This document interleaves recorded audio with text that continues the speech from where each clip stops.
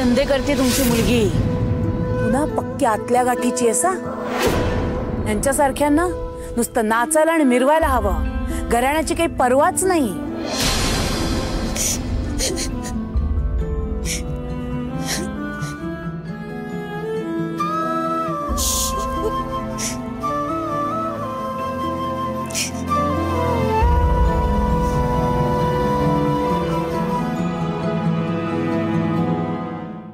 राणी, राणी, रडू नकोस ना.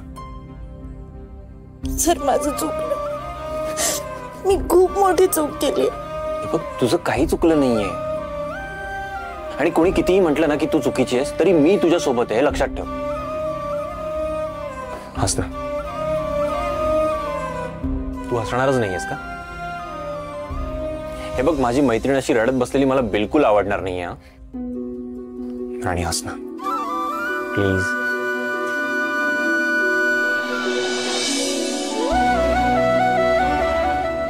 थँक्यू. तुम्ही जर खाली माझी बाजू नसती घेतली ना, तर माझ्या आई बाबांना सगळ्यांसमोर मान खाली घालावे लागले असते. त्यांना नसतं सहन झालं हे. तुम्ही माझी बाजू घेतलीत ना, म्हणून त्यांचा अपमान नाही झाला, म्हणून थँक्यू. पण तू काही चुकीचं केलेलंच नाहीये, मग त्यांनी का मान खाली घालायची? माझं ना नशीबच खराब आहे. काल मी एकदम माझ्या मनाची तयारी केली होती की आता मी या घरात नाही राहणार. पण मग तुम्ही मला निवडलं, आणि मग जे काय घडलं त्याच्यावरून मला असं वाटलं की आता तर सगळं नीट होईल. पण अजूनही माझ्या आयुष्यात तेच सुरू आहे. हो का? आणि तुला एक सांगू, माझी एक फ्रेंड आहे, म्हणजे असं म्हणायला हरकत नाही की बेस्ट फ्रेंड आहे. ती ना नेहमी म्हणते, वेळ हे सगळ्यावरचं औषध आहे. प्रत्येक गोष्टीला वेळ दिला की सगळं ठीक होतं. तुझी ओळख करून दे मी माझ्या फ्रेंडशी. हो रडूबाई, आवरा आता, स्वयंपाक बनवा छानसा. मी आई आणि बुवांना थांबायला सांगितलं जेवणासाठी. हा, आता माझी मान खाली घालायला लावू नका म्हणजे झालं.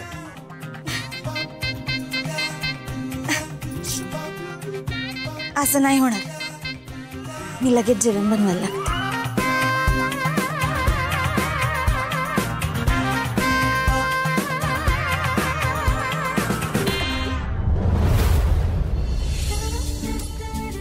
इंद्रजित सर पण ना काय तर म्हणे, आता सगळ्यांसमोर माझी मान खाली घालू नको. आता असं जेवण बनवते ना की सगळे बोटच चाटत राहते. ए हुकमाची राणी, तुझे आई बाबा जेवायला थांबतात ना? ठीक आहे, पण आज सगळा स्वयंपाक तुला एकटीला करावा लागेल. कोणीही तुला मदत करणार नाही. हो मालती मॅडम, मी बनवेन सगळं.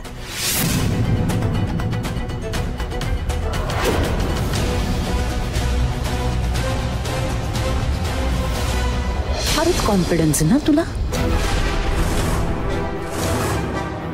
ठीक आहे, पण आज स्वयंपाक करणं काही फार सोपं नाहीये. आजचा दिवस तुझ्या कायम लक्षात राहील. तू काही आज स्वयंपाक करू शकणार नाहीस, आणि मी तुझ्या आई बापाला तुझी आणि त्यांची जागा दाखवून दे.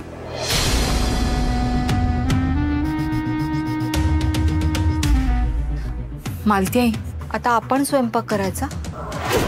आपण स्वयंपाक करायचा नाही, आपण तिच्या कामात अडथळा आणायचा.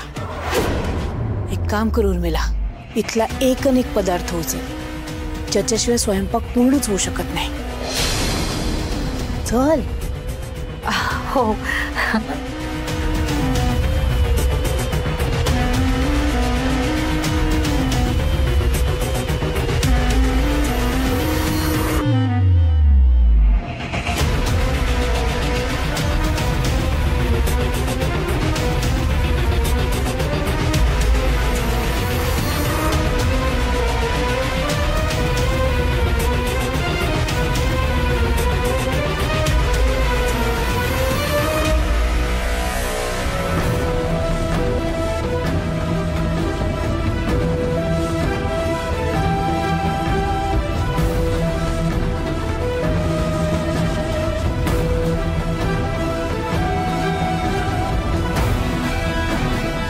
चल.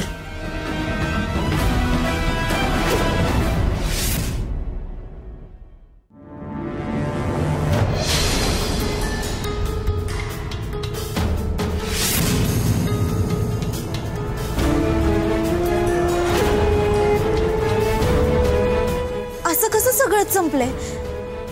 काहीच कसं नाहीये घरात.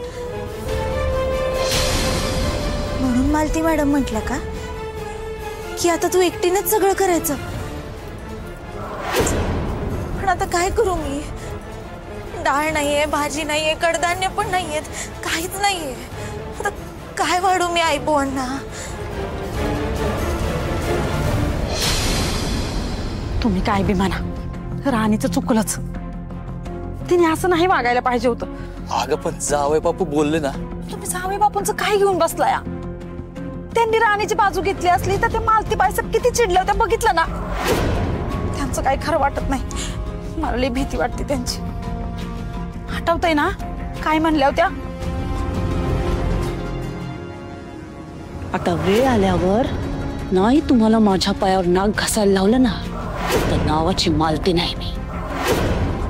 पण त्याआधी तुमच्या एकुलत्या एक मुलीला शेवटचे डोळे भरून बघून घ्या. कारण माहित नाही पुन्हा तिच्यासोबत भेट होईल नाही होईल. मी म्हणते काय गरज होती हिला त्यांच्याशी वाकडे घ्यायची? तू नको काळजी करू, जावई बापू ना आबा आहेत. आणि काय हो, जावई बापू जेवायला थांबा म्हणलं तर तुम्ही नाही म्हणायचं ना. कशाला उगाच आपण इथे थांबायचं? अगं आता जावायचा आग्रह कसा मोडणार मी? अरे वा वा सुरेखा ताई, बसा बसा. तुम्ही कधी आलात? नमस्कार आबा. नमस्कार नमस्कार.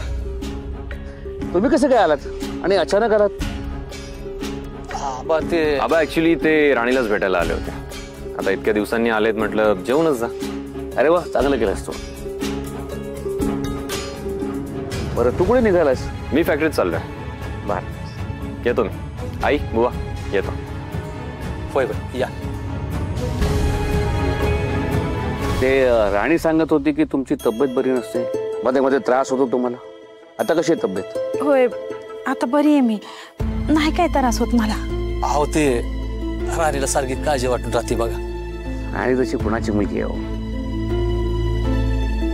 तिच्यासारखी मुलगी आम्हाला सून म्हणून मिळाली, आमचं भाग्य. अरे आलात तुम्ही? हो आत्ताच आलो. गप्पा मारत बसलो होतो तर इंद्र मला म्हणाला की हे आपल्या बरोबर जेवायला थांबतायत.